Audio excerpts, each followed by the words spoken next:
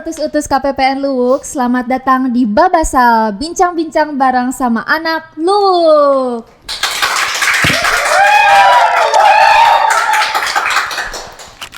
Oke, jumpa lagi dengan kami di Babasal kali ini dengan saya Indah Purnamasari yang akan menemani utus-utus kalian di episode kedua Babasal KPPN Luwuk yang akan membahas mengenai pembiayaan ultramikro atau UMI. Di sini kita sudah hadir dua narasumber kita yang ganteng-ganteng. Boleh persilakan perkenalkan diri, Pak? Terima kasih, De Indah. Halo, utusku, saudaraku. Baku dapa sama torang pe podcast Babasal, bincang-bincang bareng sama anak lu. Saya Arwin Sausang, Kepala Seksi Bank pada KPPN Luwuk. Sore hari ini akan bersama Anda. Terima kasih.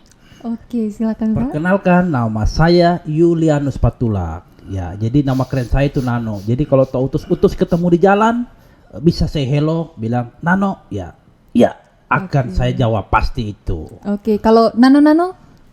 Manis asam asin. Oke. Akan dijawab juga. Dijawab juga ya. Jawab akan manis asam asin. Oke. Terkait dengan pembiayaan ultramikro, dengar-dengar katanya kemarin ada acara Sosbintek mengenai UMI ya Pak dari PIP. Siapa nih Pak yang berkesempatan hadir kemarin, Pak? Kalau yang tentang ini alhamdulillah saya kemarin dipercayakan pimpinan untuk menghadiri acara Sosbintek itu di Jakarta, tepatnya di kawasan Ancol ya. Kawasan Ancol ya. Demikian Indah. Gimana tuh Pak acaranya? Apakah seru atau kurang atau bagaimana tuh Pak? Acaranya memang sangat seru. Sangat seru. Walaupun padat tapi ada beberapa selingan motivasi dan ada game-game dikasih sehingga kita walaupun acaranya 4 hari terasa sangat singkat sekali dan sudah pasti banyak ilmu pengetahuan yang diberikan tentang bagaimana soal UMI ini, bagaimana kita harus tambah semangat lagi untuk menyukseskan program UMI ke depan. Demikian Mbak Indah. Ilmu yang akan juga diberikan ke utus-utus sekalian sudah ya Pak ya. Sudah pasti itu utusku, saudaraku. Oke, jadi kita masuk saja ke pertanyaannya ya Pak ya. Oke, jadi sebenarnya UMI itu apa sih Pak? Bisa dijelaskan secara singkat mungkin ke utus-utus kalian Pak? Oh iya, utusku saudaraku mungkin sudah pernah mendengarkan apa itu UMI ya. Baik, tapi tidak apa, saya akan kembali menjelaskan bahwa UMI itu adalah program dana bergulir dari pemerintah yang disiapkan untuk para usaha mikro yang belum mendapatkan akses kepada perbankan. Kemudian UMI ini akan disalurkan oleh lembaga keuangan bukan bank dan alhamdulillah saat ini masih diberikan sampai dengan plafon 20 juta. Kalau soal syaratnya saya pikir itu sangat mudah sekali, hanya berupa KTP. Tapi yang perlu diingat bahwa para usaha mikro yang ingin mendapatkan UMI, kredit program UMI itu tidak menerima berupa kredit program lain berupa KUR.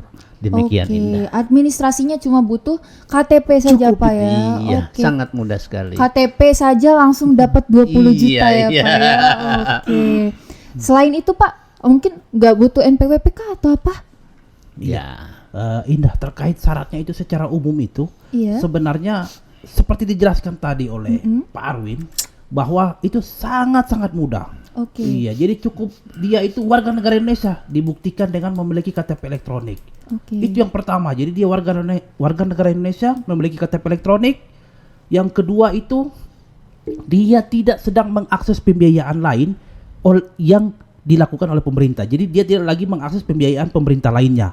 Ya, jadi intinya dia tidak terdaftar di SIKP. Iya, jadi mungkin dia mengakses KUR, kemudian dia mengakses UMI tidak boleh. Jadi salah satu harus memilih akses pembiayaan dari pemerintah. Nah, yang ketiga ya sudah pasti dia adalah pelaku usaha. Pelaku usaha mikro. SIKP Pak, maaf nih baru denger nih saya SIKP itu apa tuh Pak? Nah, SIKP itu adalah singkatan dari Sistem Informasi Kredit Program. Ya, itu merupakan salah satu tools, alat atau aplikasi yang dibuat oleh pemerintah untuk melakukan check and balance kepada debitur-debitur yang mendapatkan pembiayaan dari pemerintah. Ya, jadi isinya itu nama debitur, kemudian nik debitur, kemudian tenor pinjaman, kemudian dia melakukan pinjaman apa. Jadi kalau dia sudah melakukan melakukan salah satu pinjaman yang salah satu mengakses pinjaman dari pemerintah, maka dia otomatis tidak boleh mendapatkan yang lainnya. Contoh, dia sudah mendapatkan UMI, dia akan mengakses KUR, otomatis akan terreject dari SIKP. Kenapa? Karena nicknya sama. Oke, jadi kalau sudah melakukan pinjaman di KUR, langsung otomatis tertolak ya Pak di SIKP itu ya Pak ya? Betul sekali Adik Indah. Oke, tadi selain itu saya juga dengar katanya berarti tidak bisa mengakses bank ya Pak ya, usaha betul, ultramikro ini ya Pak. Selain itu ada ciri-ciri lain kah, karakteristik lain kah dari usaha ultramikro itu Pak? Iya. Ya, secara umum Indah, pelaku usaha ultramikro itu mempunyai karakteristik tertentu. Ya, mungkin yang paling gampangnya itu kebanyakan pelaku usaha mikro itu tidak memiliki sertifikasi produk dan legalitas usaha.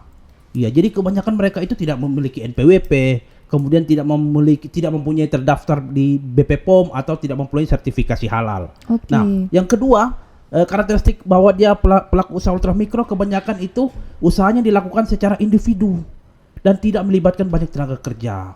Nah, yang ketiga itu usahanya komoditi atau barang pada usahanya itu tidak tetap dan selalu berganti-ganti sepanjang waktu. Ya, jadi mereka biasanya kebanyakan pelaku usaha ultramikro itu melihat situasi dan kondisi mereka.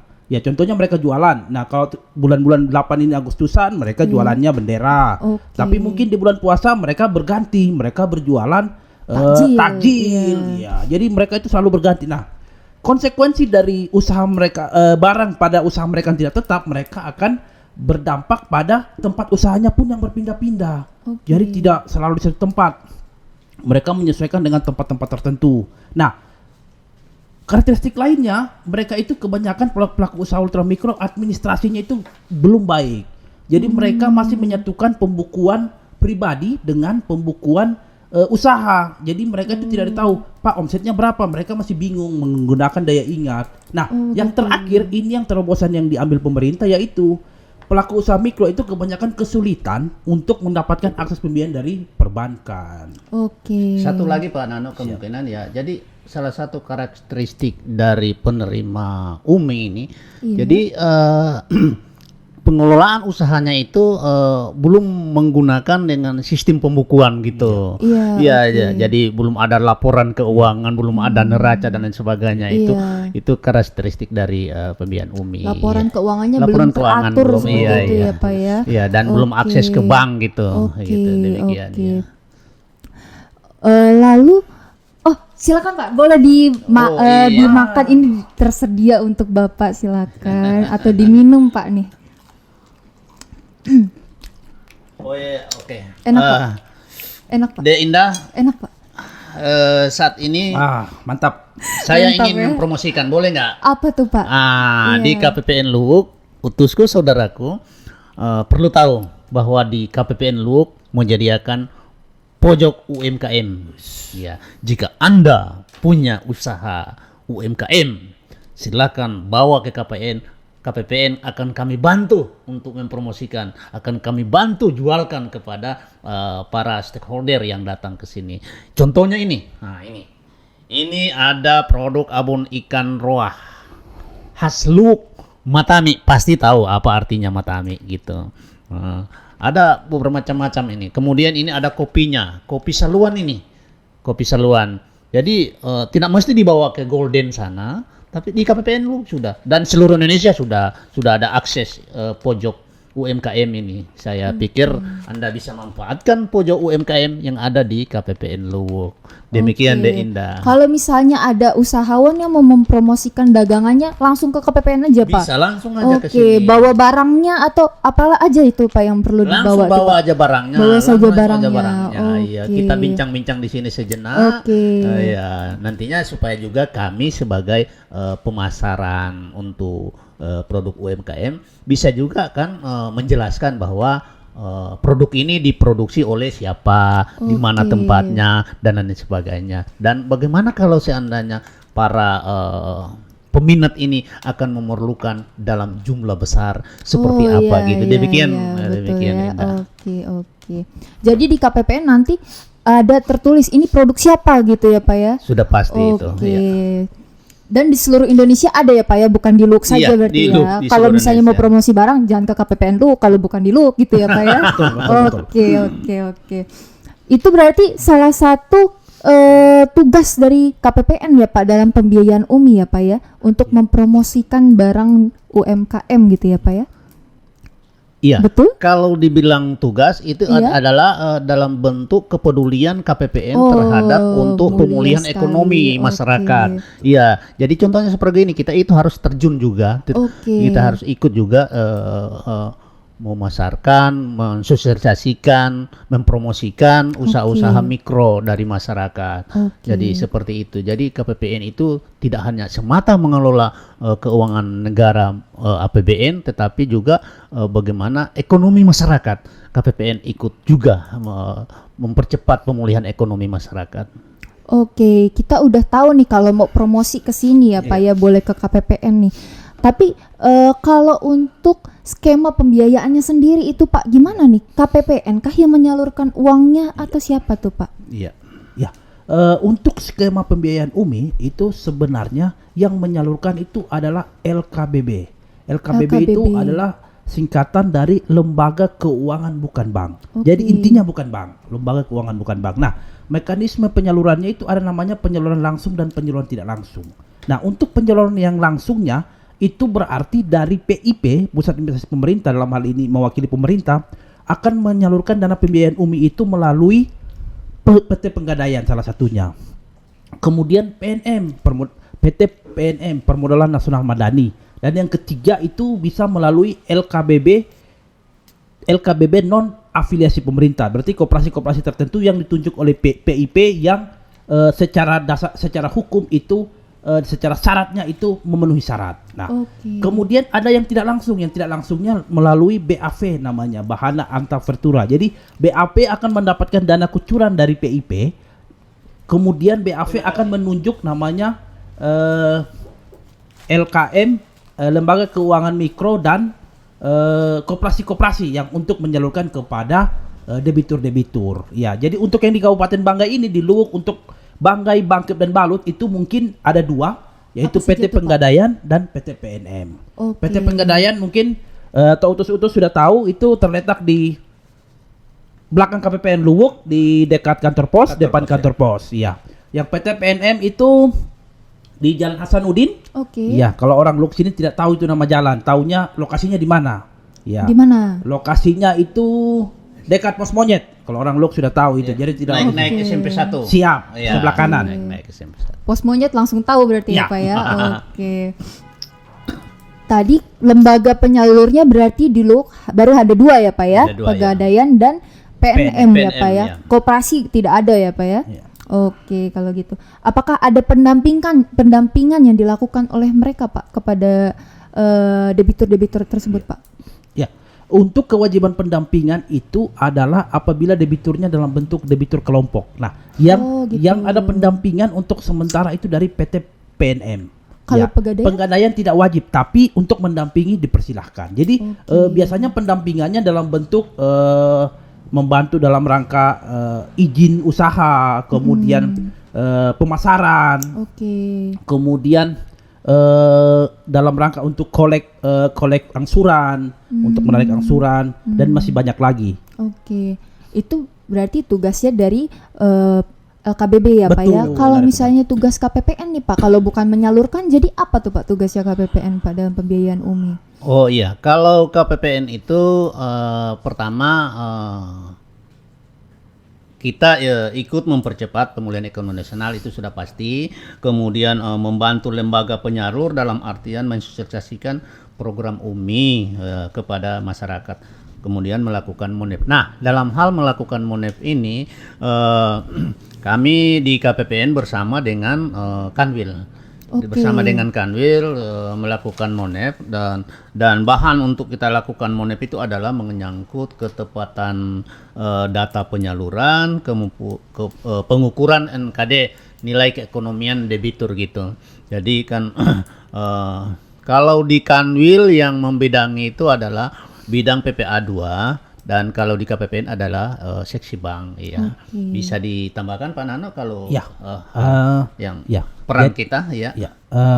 Secara umum seperti tadi dijelaskan Pak Arwin, tugas kita itu KPPN itu ada 2. Sudah saya ulangi lagi bahwa kita melakukan namanya monef ketepatan data dan monef keekonomian debitur. Nah, monef ketepatan data itu KPPN setiap triwulan melakukan monef ketepatan data, melakukan pencocokan data debitur yang telah mengakses pembiayaan UMI. Ya, jadi KPPN akan melakukan namanya random di SIKP UMI. Nah, atas random, apa tuh, Pak? Ya, random itu melakukan acak atas data-data debitur. Nah, data-data debitur yang muncul itu yang akan kita mintakan ke LKBB-nya. Ya, yang penyalurnya, linkage-nya secara gampangnya. Atas dasar itu KPPN akan melakukan pengecekan. Nah, pengecekannya apa? Pengecekannya bisa NIK, kemudian jumlah pinjaman, kemudian tenor pinjaman, kemudian tanggal akad kredit. Nah, kemudian agunannya ada apa tidak. Nah, itu apa gunanya? KPPN akan memastikan bahwa penyaluran UMI itu tepat sasaran. Iya, jadi kepada orang yang berhak. Betul. Ya, itu yang dilakukan KPPN setiap triwulan. Nah, setiap semesteran KPPN akan melakukan namanya monef keekonomian debitur seperti tadi disampaikan oleh Pak Arwin. Nah, monef keekonomian debitur ini terbagi atas 2, Adik Indah. Namanya monef baseline dan endline. Betul, Pak Arwin sudah bilang monef endline. Nah, monef baseline adalah dilakukan kepada debitur yang akad kreditnya paling lambat 3 bulan sejak akad kredit. Ya, jadi sejak di akad kredit paling lambat 3 bulan kita harus melakukan monef keekonomian untuk mengetahui tingkat keekonomian debitur ini seperti apa. Nah, setelah itu 1 tahun berikutnya, ya, KPPN lagi akan melakukan monef kepada debitur yang sama. Nah, ini untuk menentukan tingkat keekonomian debitur. Nah, apakah dengan adanya pinjaman UMI ini, adanya pembiayaan UMI ini, apakah nilai keekonomiannya bertambah atau tidak? Nah, bisa kita lihat dari situ. Nah, pertanyaannya apa saja? Mungkin pertanyaannya konsumsinya setiap hari itu berapa kali ke pasar, kemudian omsetnya berapa, kemudian keuntungannya berapa, labanya, kemudian rumahnya seperti apa, jambannya bagaimana, apakah keramik atau bukan, kemudian rumahnya masaknya menggunakan kayu bakar apa gas dan sebagainya. Indah. Jadi dari monef ini dibandingkan kondisi awal dia seperti apa, lalu monef kedua kondisinya sudah seperti apa, apakah ada peningkatan atau malah ada penurunan gitu ya Pak ya? Betul, tepatnya sekali. Oke. Dan dilakukan setiap semester ya Pak ya? Semester. Oke. Kalau begitu biasanya nih Pak saat melakukan monef yang Bapak lihat kondisinya bagaimana Pak dari debitur-debitur ini, dampak yang terjadi setelah mereka melakukan pembiayaan UMI itu Pak? Jadi dari beberapa tahun terakhir hasil monef kami melihat memang untuk atas pinjaman ultramikro ini cukup berdampak kepada masyarakat. Ya, bagaimana walaupun itu, kenaikannya tidak signifikan, ya wajar karena dia ultramikro. Tetapi kita melihat ada beberapa hal yang bertambah, bisa jadi omsetnya. Jadi biasanya nilai keekonomiannya bertambah tapi memang tidak signifikan, tetapi dari nilai tingkat kesejahteraannya itu meningkat. Ya, iya biasanya dari omset maupun nilai tabungannya yang bertambah. Ya, gini Mbak Indah, saya tambahkan untuk UMI ini sejak 2017 dikucurkan oleh pemerintah itu tren jumlah penyalurannya itu tiap tahun itu meningkat, tahun meningkat. Jadi suatu informasi yang sangat menggembirakan bagi kita bahwa animo masyarakat ultramikro untuk memperoleh program UMI itu sangat tinggi karena setiap tahun itu jumlah penyalurannya semakin tinggi. Belum lagi tadi asas manfaatnya sudah disampaikan oleh sahabat Mas Nano. Jadi memang di sana pada saat monep kita melakukan wawancara sharing dengan para usaha mikro, seberapa manfaat mereka rasakan ini ketika menerima bantuan program dari UMI. Demikian. Jadi bisa dipastikan tiap tahun itu nambah ya Pak debiturnya dari nambah, UMI ini ya Pak. Betul. Kalau misalnya pembiayaan UMI ini sendiri Pak, biasanya debitur itu melakukan pembiayaan 1 tahun, 2 tahun atau bagaimana Pak? Atau per bulan kah? Ya, untuk pembiayaan ultramikro itu sesuai dengan jangka waktunya sesuai dengan biasanya itu 1 tahun. 1 tahun Iya, ya. 12 bulan. Biasanya 12 bulan. Tetapi di bawah 1 tahun bisa. Tetapi sesuai dengan yang baru itu sesuai tergantung dengan karakteristik masing-masing. Iya, jadi bisa di bawah 1 tahun. Silakan sesuai dengan jumlah pinjaman dan kemampuan debitur. Oke.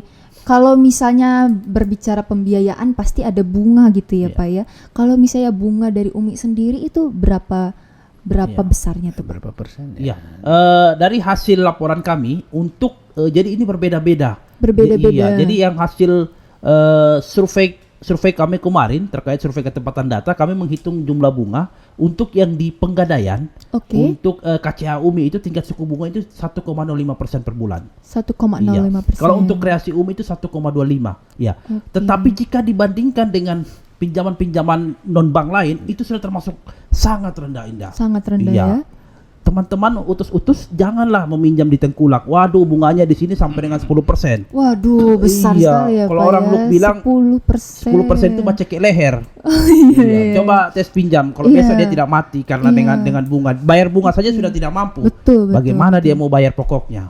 Oke, 1,05% saja ya Pak ya. Oke, apa tuh Pak yang membedakan kok bisa di Pegadaian 1,05% kalau di satu di bank. Dua-dua di Penggadaian cuma jenisnya yang berbeda. Oh, jenisnya saja yang berbeda ya yang Pak ya. Oh, produknya berbeda.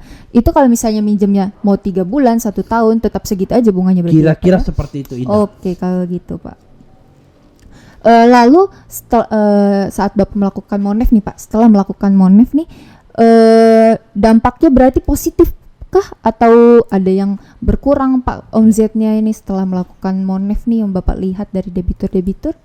Nah, hasil Monef kita selama beberapa tahun terakhir itu kebanyakan debitur itu ada peningkatan tingkat kesejahteraan. Oke, selalu positif selalu berarti ya Pak ya. Sudah pasti itu positif. Selama ini kami mendapatkan positif walaupun kenaikannya tidak drastis dan tidak signifikan. Oke, bisa dipastikan memang positif ya Pak ya. Iya. Oke.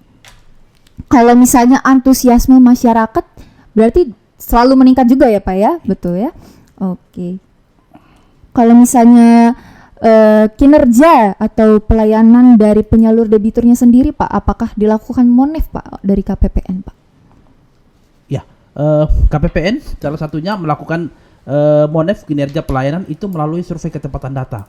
Nah, apakah debitur-debitur yang dia input itu benar nggak? Ya, itu salah satunya. Nah, tetapi kalau kita melihat kinerja secara umum untuk penyaluran dari jumlah penyalurannya itu di Kabupaten Banggai, Bangkep dan Balut itu sebenarnya sangat besar oleh Penggadaian. Nah, kenapa Penggadaian? Karena Penggadaian sudah dari awal ada di Kabupaten Banggai, Bangkep dan Balut. Untuk PNM baru 1 tahun terakhir. Iya, ada sehingga debitur mereka tidak terlalu banyak. Karena belum berpengalaman ya Pak. Kemudian cabangnya baru juga ada di sini. Saya tambahkan Mbak, iya, Pak. Mbak Indah. Tadi pertanyaannya apakah penyalur ini dilakukan Monef? Iya, betul. Iya. Pak. Dan itu menjadi kewenangan Kanwil. Oh, Kanwil yang melakukannya Kanwil, Pak ya, bukan jadi, KPPN. Bukan KPPN. KPPN hanya akan Monef tentang ketepatan data penyaluran dan pengukuran NKD. Nah, itu KPPN. Kalau soal kinerja, bagaimana kinerja penyaluran, para penyalur itu akan teman-teman tim dari Kanwil akan turun memonef itu, demikian Indah ya. Jadi Kanwil yang melakukan. Iya, jadi kami berkolaborasi antara KPPN dan Kanwil membagi arah kebijakan untuk monitoring dan evaluasi tentang UMI ini. Oke, berarti utus-utus kalian nih kalau misalnya mau minjem tuh bukan ke KPPN ya Pak ya, tapi ke Pegadaian ya Pak ya, atau PNM ya. Kalau KPPN memang tugasnya hanya untuk Monef saja ya Pak ya, dan Kanwil juga ke Monef saja ya Pak ya. Oke, kita sudah belajar banyak ya Pak ya ini. Oke, pertanyaan terakhir nih Pak ya. Adakah harapan untuk masyarakat Luwuk dengan adanya program pembiayaan UMI Pak? Boleh silakan Pak. Iya, ini harapan, ini tentu kita punya harapan semua ya. Iya, tapi sebelum ke harapan, izinkan saya ingin menyampaikan suatu informasi terkini yang sekiranya akan menggembirakan bagi para usaha mikro, yaitu apa itu? Yang namanya Rumah Umi. Apa tuh Pak Rumah Umi? Nah, baru dengar kan? Iya, nah, betul itu sekali, Pak. Rumah Umi ini sementara disusun regulasinya bagaimana untuk membuat suatu tempat tempat pemasaran, tempat menyediakan semua usaha mikro yang ada di provinsi kabupaten, dan saat ini akan disediakan lapaknya di ibu kota provinsi. Nah, dari Direktorat Jenderal Perbendaharaan dalam hal ini Kanwil itu akan mengusulkan dan tempatnya di mana, dan menyediakan lahan-lahan yang BMN Kanwil yang sekiranya belum terpakai. Nanti di sana akan berkumpul para usaha-usaha mikro menyediakan produknya gitu akan di rumah Umi itu, di rumah Umi ya? itu akan bagus itu nanti. Nantinya akan berkolaborasi dengan para penyalur Umi. Seperti kalau apa? di Sulawesi Tengah sendiri nih Pak, ini kan tingkat provinsi berarti ya Pak ya. Rumah Uminya akan disediakan di mana tuh Pak? Apakah di ibu kota Pak atau? Iya, kalau saat ini Kanwil Perbendaharaan Provinsi Sulawesi Tengah sedang menyusun proposal pengusulan dan melihat di mana tempatnya yang bagus, tidak mesti harus di lingkungan Kanwil. Pokoknya itu ada BMN Kanwil yang tidak terpakai, sehingga tidak memerlukan biaya untuk pembelian lahan lagi. Dan kita berharap nantinya setelah terbentuk di ibu kota provinsi, kita berharap adanya itu di ibu kota kabupaten, di Luhuk lagi ya? Mesti ada. Supaya usaha-usaha yang ada di Luhuk juga bisa di rumah Umi tersebut ya Pak ya. Tentang pertanyaan terakhir ya, iya, Pak, harapan ya, kita punya harapan semua bahwa kepada masyarakat untuk dapat memanfaatkan program pemerintah berupa Umi ini. Itu harapan kami. Kemudian dengan demikian pemulihan ekonomi masyarakat akan segera lebih baik setelah melalui masa pandemi ini. Jadi kepada teman-teman yang punya usaha atau belum meminjam anggaran, ingin menambah anggaran, menambah usaha, silahkan meminjam ke Pegadaian melalui program Umi. Dan ayo kita sama-sama untuk kembangkan, kita tingkatkan, kita banyakkan program